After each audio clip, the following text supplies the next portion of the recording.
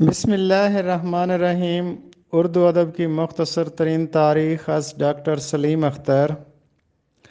باب نمبر 9، لکھنؤ میں اردو ادب، لیکچر نمبر 123۔ نہال چند لاہوری نے گلزار نسیم کا ترجمہ کب کیا؟ 1803 میں فورٹ ولیم کالج سے۔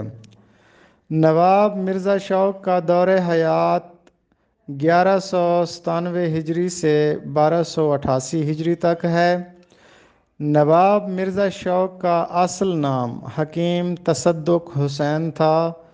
نواب مرزا شوق کی سب سے معروف مثنوی یا بدنام ترین مثنوی زہر عشق ہے۔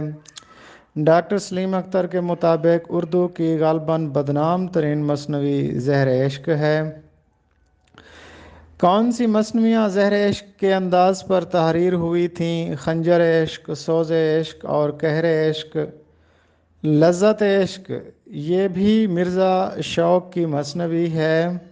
ایسی صنف کہ جس میں مرد زنانہ تخلص رکھتے تھے اس کو ہم ریختی کہتے ہیں۔ میر ببر علی انیس کا دور حیات 1216 ہجری سے 1291 ہجری ہے۔